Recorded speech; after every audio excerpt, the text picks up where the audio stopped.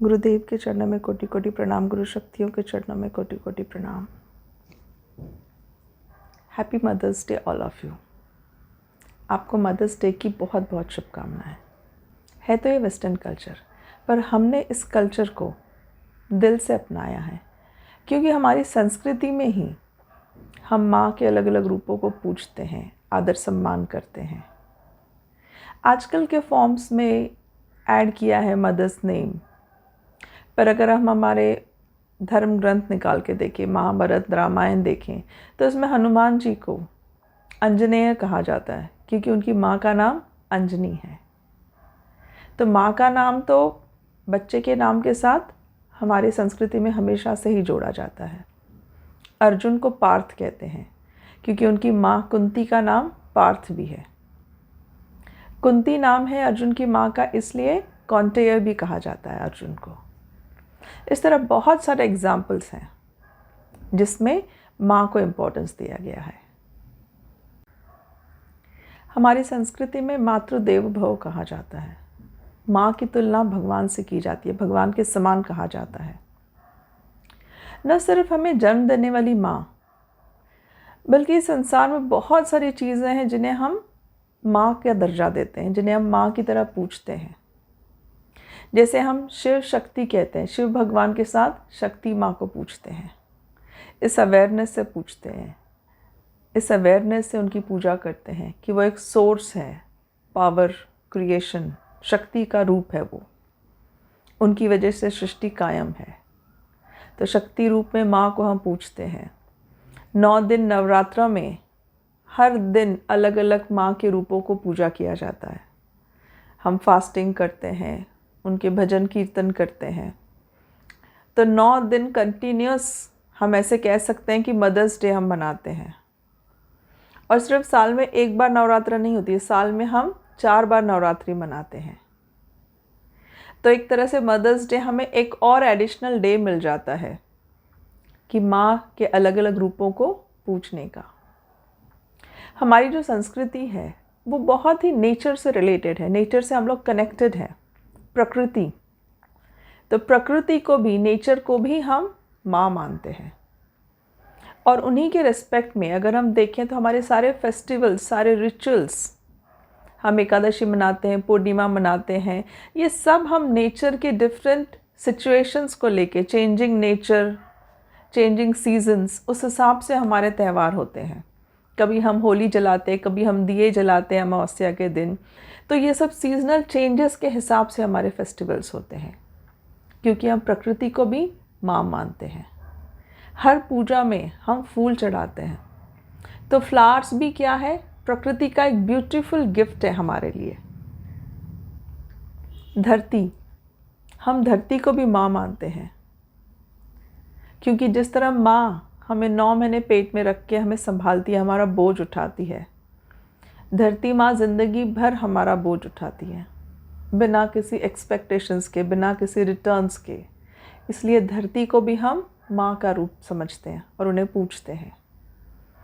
इतना ही नहीं, सुबह जब हम उठते हैं तो धरती पे पैर रखने के पहले भी हम ऐसे नमस्कार करके, हाथ जोड़ के फिर पैर रखते हैं कि धरती माँ सॉरी, हम आप पे चरण रख रहे हैं। हमारी संस्कृति तो इतनी रिच है कि हम देश को भी भारत माँ कहते हैं, मातृभूमि कहते हैं, मातृभाषा कहते हैं।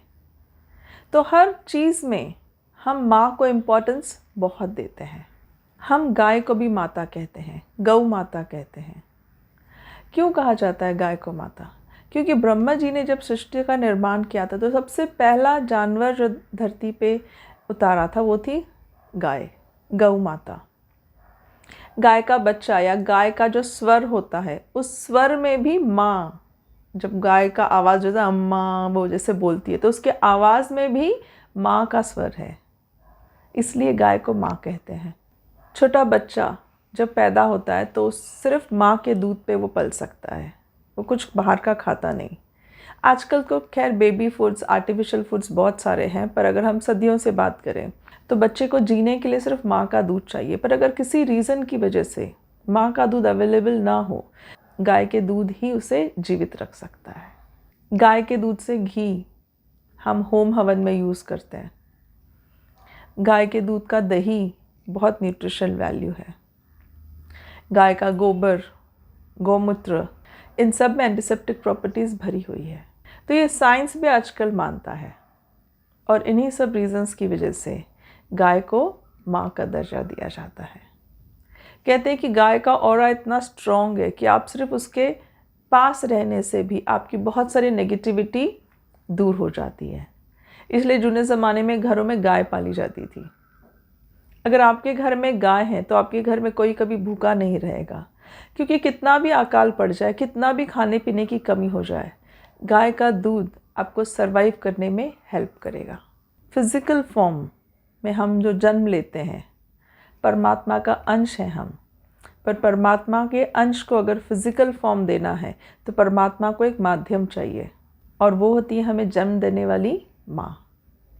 तो माँ एक माध्यम है जिसके थ्रू परमात्मा अपने अंश को जन्म देते हैं, और इसीलिए माँ को इतना इम्पोर्टेंस दिया जाता है। एक माध्यम के रूप में उसे पूजा जाता है। जन्म लेते ही माँ हमें संभालती है। जब तक हम इस काबिल ना हो जाए कि दुनिया को फेस कर सके, वो हमें संभालती है। हर काम वो हमारे करती है, रिटर्न्स एक्सपेक्ट नहीं करती पर कभी।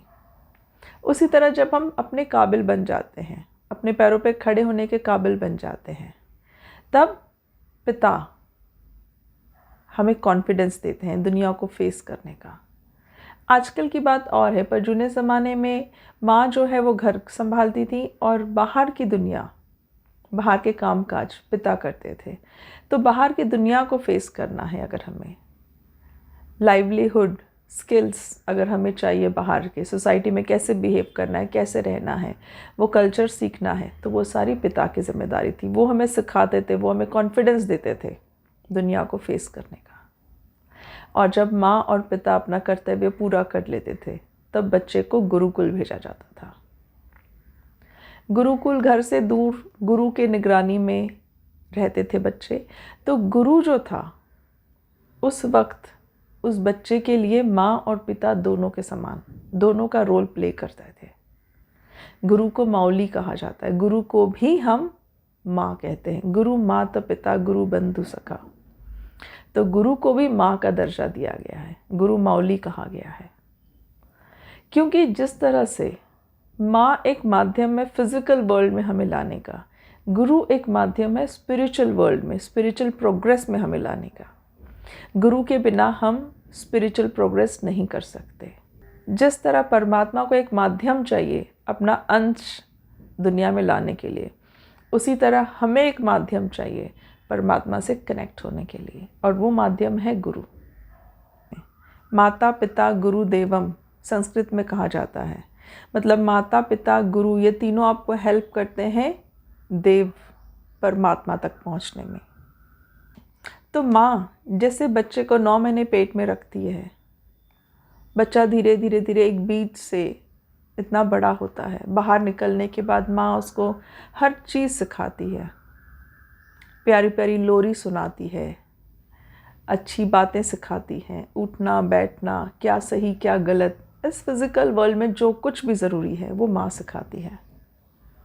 उसी तरह स्पिरिचुअल वर्ल्ड में जब हम आते हैं, जब हमारे ज़िंदगी में गुरु आते हैं, तो गुरु हमें सिखाते हैं कि सारे सेंस ऑर्गन्स जो हमें फिज़िकली बॉडी में मिले हैं उन्हें कैसे यूज़ करना है, उसे सही तरीका क्या है। ऐसा नहीं है कि हम सारे सेंस ऑर्गन्स गलत ही यूज़ करते हैं, हम गलत ही बोलते हैं या गलत सुनते हैं, गलत देखते हैं, नहीं। मैक्सिमम टाइम हम सही भी करते हैं, बट जुडिशियसली, कंटिन्यूसली 100% सारे सेंस ऑर्गन्स हमारे करेक्ट वर्क करने चाहिए। हम कहते हैं बुरा मत सुनो, बुरा मत देखो, बुरा मत बोलो, पर क्या हर वक्त हम अच्छा ही सुनते हैं? अगर हमारे सामने कोई बुरा बोले तो क्या हम ध्यान देते हैं या उठ के चले आते हैं? इस सब के लिए एफर्ट्स, कंटिन्यूस एफर्ट्स चाहिए हमें। जब गुरु हमारे ज़िंदगी में आते हैं, जब हम उनकी शरण में जाके मेडिटेशन करते हैं, दिन में 2 बार मेडिटेशन करते हैं, तब हमें एक मोटिवेशन मिलता है। जब हम उनसे बात करते हैं तब हमें वो मोटिवेट करते हैं, कंटिन्यूस एफर्ट्स करने के लिए हमें एनकरेज करते हैं, ताकि हम अपने कानों से कुछ भी बुरा ना सुने, किसी की भी बुराई ना सुने। हम अपनी ज़ुबान से सिर्फ दूसरों के लिए अच्छा बोलें, किसी के लिए बुरा ना बोलें, दूसरों को एनकरेज करें। आँखों से हम सिर्फ अच्छा देखें। हर इंसान में परमात्मा का अंश है, हर जानवर में, हर चीज़ में, कण कण में परमात्मा का अंश है। हम उस अंश को देख पाएँ अपनी आँखों से, इसमें गुरु हमें हेल्प करते हैं। जैसे माँ बचपन में हमें अच्छी अच्छी चीज़ें दिखाती है, अच्छे अच्छे खिलौने दिखाती हैं, अच्छे रंग, हर चीज़ की पहचान हमें माँ कराती है, वैसे गुरु। अब इसमें एक ऑर्गन है नाक, जिसका हम सही यूज़ करते हैं। कोई भी बदबू, किसी नाले के सामने से अगर हम गुजर रहे हैं और बदबू आए तो इमीडिएटली हम अपना नाक बंद करते हैं। वो हमें कोई सिखाता नहीं है। हम नाक का यूज़ सिर्फ अच्छी चीज़ें सूंघने के लिए, खुशबू ही सूंघने के लिए हम यूज़ करते हैं। हम जब भी बदबू आए हम कभी भी उसे सूंघते नहीं हैं, हम इमीडिएटली नाक बंद करते हैं। इसी तरह सारे सेंस ऑर्गन्स वैसे यूज़ करने चाहिए। जैसी कोई बुरी चीज़ दिखे आप उसमें ध्यान मत दो, चित्त मत डालो। वैसे ही हमारे हाथ, गुरु हमें सिखाते हैं कि हाथ हमेशा हेल्प के लिए उठने चाहिए। हमें पता है ये, पर हर वक्त 100% रिजल्ट आने के लिए हमें गुरु चाहिए। किसी को हम हर्ट ना करें, पैरों से किसी को ठोकर ना मारे। गलती से किसी को पैर लग भी जाए तो हम उसे सॉरी बोलते हैं, ये हमारी संस्कृति है। पर अवेयरनेस से जब हम ये सारे काम करते हैं तब हमारा स्पिरिचुअल प्रोग्रेस होता है और परमात्मा से कनेक्टिविटी होती है। तो गुरु एक माध्यम है और इसीलिए गुरु को माँ, माउली कहा जाता है। जिस तरह माँ हमें पल पल टोकती है गलत काम करने से, क्यों टोकती है? ताकि आगे चल के हमसे कोई बड़ी गलती ना हो। वैसे ही गुरु भी हमें सही रास्ता दिखाते हैं, पल पल टोकते हैं, भटकने नहीं देते। माँ की तरह हमारा ध्यान रखते हैं, हमें प्यार करते हैं, हमारी देखभाल करते हैं, सिर्फ़ और सिर्फ हमारी स्पिरिचुअल प्रोग्रेस कंप्लीट हो इसलिए। तो माँ के इन अलग अलग रूपों को हमारी संस्कृति में हमेशा से ही पूजा जाता है।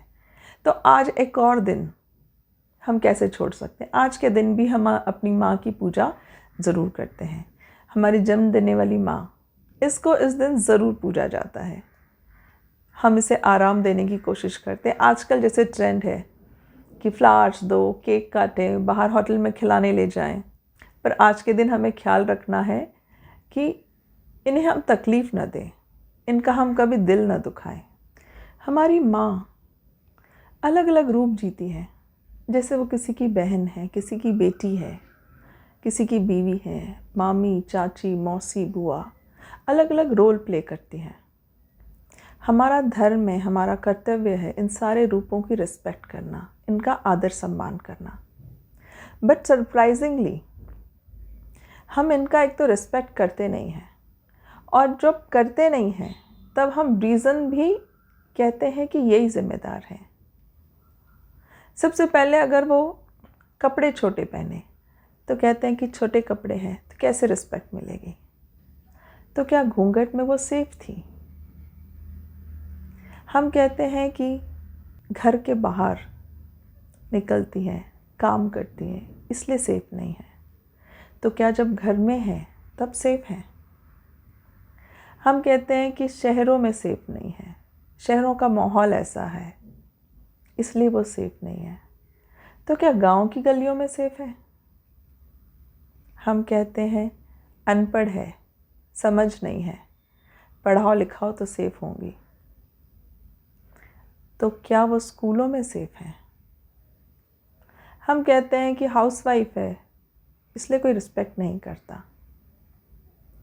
तो क्या नौकरी में सेफ है? हर वक्त हर पल हम दोष उन्हीं को देते हैं। कहीं ना कहीं तो हमारा फोकस गलत है। हम इतनी सदियों से उनकी सिचुएशंस, उनके हालात सुधारने के लिए बस उन्हीं में चेंजेस ला रहे हैं। हम कभी ये नहीं सोच रहे हैं कि शायद हमें फोकस चेंज करना है। जब ये बात कही जाती है ना तो इमीडिएटली सब एग्री कर लेते हैं, हाँ हमें लड़कों को सिखाना चाहिए, हमें लड़कों को संस्कार देने चाहिए।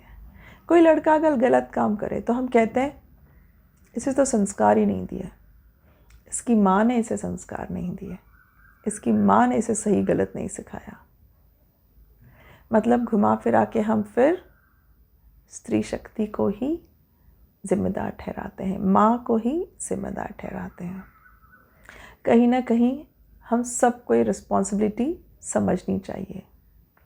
अगर हमारे घर के दादा, पिता, मामा, चाचा, भाई, ये सब हमारी माँ के अलग अलग रूपों की इज्जत करें, रिस्पेक्ट करें, तो घर के बच्चे उन्हें देख के खुद ही फॉलो करेंगे। क्योंकि बच्चों को कुछ भी सिखाना नहीं पड़ता, वो सीख नहीं सकते। हाँ, पर बच्चे फॉलो ज़रूर कर सकते हैं। आप जो भी करो अननोइंगली बच्चे उसी को फॉलो करते हैं। तो अगर हम अपने घर की औरतों की रिस्पेक्ट करें, माँ के अलग अलग रूपों की रिस्पेक्ट करें, हर रूप में वो रिस्पेक्ट करेगा ही। तो जब हम रिस्पेक्ट करने की बात करते हैं तो रिस्पेक्ट का मतलब ये नहीं है कि चलो उन्हें शॉपिंग के लिए पैसे दे दो, उनकी हर बात मानो, उनसे कोई काम मत कराओ। ये नहीं है रिस्पेक्ट। रिस्पेक्ट का मतलब है कि उनके ओपिनियंस, उनके व्यूज़, उनकी आइडियाज़ को सुनो। 4 लोगों के बीच में कभी उसका मजाक मत बनाओ, उसे नौकरानी मत समझो, उसे एक इंसान समझो।